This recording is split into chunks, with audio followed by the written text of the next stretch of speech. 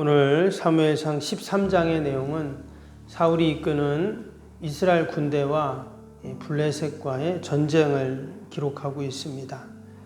앞에 11장에도 보면 암몬이라는 나라와 전쟁을 했던 그 내용이 있죠. 그때 이스라엘이 이제 큰 대승을 거두게 되는데 그 전쟁으로 인해서 사울이 이스라엘의 초대 왕으로서의 확실한 검증이 이루어졌죠. 그리고 이제 왕권을 강화하는 그러한 계기가 되었는데 오늘 이 블레셋과의 전쟁은요, 이전의 암몬과의 전쟁과는 사뭇 다릅니다. 이 블레셋과의 전쟁을 시작으로 이제 사울이 몰락하는 그러한 시작이 되는 전쟁이 바로 오늘 13장에 나오는 블레셋과의 전쟁입니다.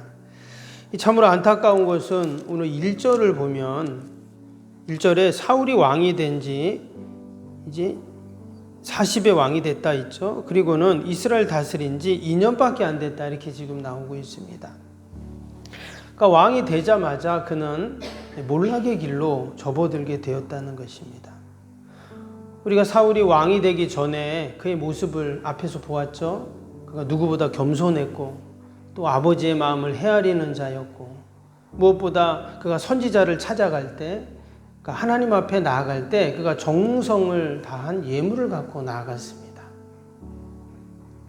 그리고 암몬과의 전쟁 때도 그가 하나님의 영으로 충만했다고 그렇게 이제 기록을 하고 있죠.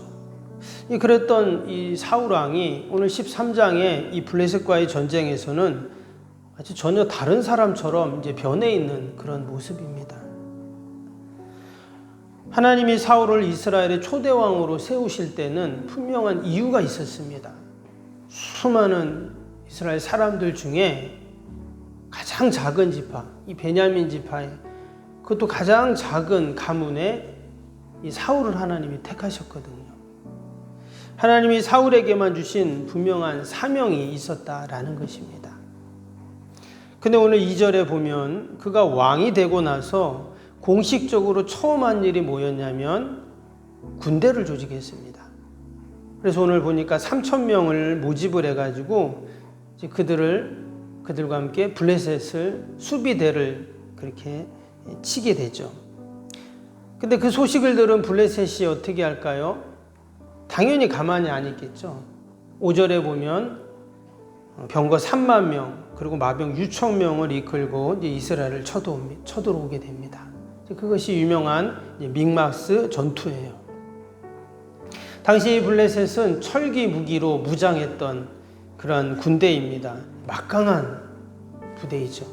반면에 이스라엘은 변면한 무기도 없는 그런 때였습니다. 결국 어떤 일이 생겼냐?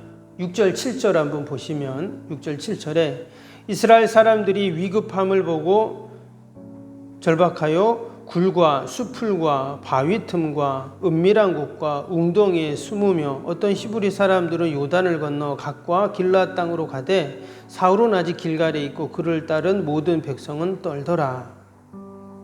온 이스라엘 백성들이 두려움에 이제 벌벌 떨게 되었습니다. 어마어마한 블레셋이 지금 이스라엘을 쳐들어왔죠. 그래서 삶의 터전을 버리고 다 사람들이 이제 피난길에 들어서게 됩니다. 이것이 사울이 왕이 되고 나서 처음 한 일이었어요. 백성들을 평안하게 하고 또 나라를 안정에 놔야 되는데 지금 사울이 왕이 되고 처음 한 일이 바로 이런 일이었어요. 원래 사울은 무엇을 해야 됐을까요? 앞에 12장에 보면 사무엘 선지자가 이런 말을 하죠. 내가 백성들을 위하여 기도하기를 쉬는 죄를 범치 않겠다. 이런 고백을 하는 내용이 12장 23절에 나옵니다. 그런데 사울은 마치 하나님 앞에 기도 안 하기로 작정한 사람처럼 입도 뻥끗하지 않고 그렇게 전쟁에 임하게 됩니다. 하나님께서 택하시고 그를 이스라엘의 초대 왕으로 삼아주신 이유가 바로 하나님 앞에 기도하라고 그렇게 사울을 세웠는데 이전에 신종 국가에서 이제 왕정 국가로 바뀌었으니 당연히 사울이 하나님을 대신하는 그런 자가 되었는데, 그가 하나님께 더 기도하고 하나님의 은혜를 구해야 함에도 불구하고 오늘 13절을 쭉 읽어보면 그는 기도했다 이런 말이 전혀 나오지가 않습니다. 여러분, 동일하게 우리가 하나님께 부름받는 그 순간부터 우리는 다 기도의 사명이 우리에게 여러분 주어졌는 줄로 믿습니다. 부모가 가장 자식에게 기쁠 때는 언제입니까? 당연히 자식이 부모에게 와서 자신의 이야기들을 할 때죠. 부모가 있는데도 아는 척도 안 하고 부모에게 아무 말도 안 하고, 그러면 부모의 마음이 좋지 않죠. 하나님도 똑같습니다. 하나님의 택한 백성, 하나님의 자녀들이 늘 기도의 자리에서 하나님께 기도하기를, 대화하기를 원하신다는 것이죠. 그래서 우리 성도의 삶은 시작도 기도요, 또 끝날 때도 기도고, 늘 우리가 하나님 앞에 기도하는 자가 되어야 할 줄로 믿습니다. 두 번째로 사울이 이처럼 시작하자마자 몰락의 길을 갈 수밖에 없었던 이유가 무엇인가? 바로 그의 교만 때문이었습니다. 오늘 9절 말씀을 보면 블레셋의 그 반격 앞에 다급해진 이 사울이 어떻게 합니까? 그가 허둥지둥 번제를 드리게 되죠. 그래서 9절 한번 보시면 사울이 이르되 번제와 화목제물을 이리로 가져오라 하여 번제를 드렸더니, 이렇게 나옵니다. 전쟁을 하기 전에 하나님 앞에 지금 제사를 드린 것입니다. 전혀 문제가 없어 보이죠. 어찌 보면 당연하죠. 하나님께 은혜를 구하고 하나님의 도움을 구하는 그의 모습입니다. 근데 성경은 이것을 교만이라고 또 망령됐다라고 그렇게 이제 이야기를 합니다. 그 내용이 오늘 11절에 나오죠. 11절 한번 보시면 사울이 이르되 왕이 행하신 것이 무엇이냐 하니 사울이 이르되 백성은 내게서 흩어지고 당신은 정한 날 안에 오지 아니하고 블레셋 사람은 mikmas에 모였음을 내가 보았으므로 이랬어요. 지금 사울이 하나님 앞에 제사를 드린 이유에 대해서 말을 합니다. 백성들은 흩어지고 당신은 정한 날 오지 않고 또 블레셋이 지금 우리를 쳐들어오려고 하고, 이래서 지금 하나님 앞에 제사를 드렸다 이렇게 지금 말했어요. 그러면서 이어지는 12절 보세요. 이에 내가 이르기를 블레셋 사람들이 나를 치러 길갈로 내려오거늘 내가 여호와께 은혜를 간구하지 못하였다 하고 부득이하여 번제를 드렸나이다. 여기 보면 부득이하게 번제를 드렸습니다 이렇게 말했어요. 원래는 지금 하나님 앞에 제사를 드릴 때 어떻게 드렸어야 됩니까?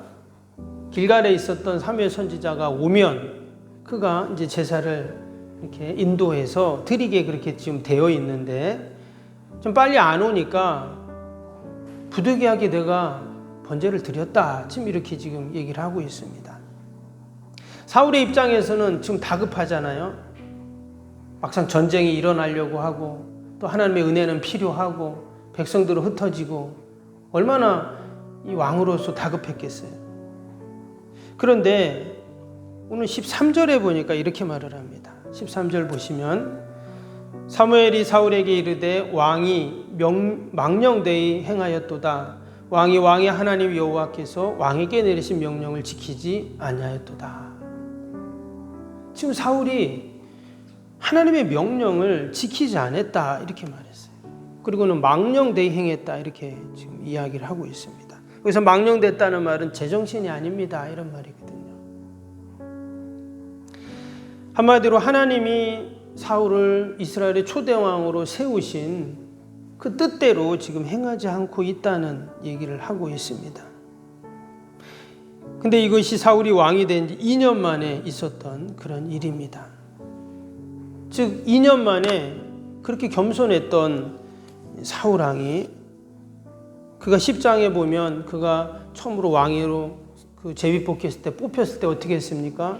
행구에 숨어가지고 나오지도 못하는, 나 같은 자가 어떻게 왕이 되냐고 그랬던 사울이었는데, 그가 이처럼 부득이하게 하나님 앞에 예배를 드리는 그런 자로 바뀌어 버렸다라는 것입니다.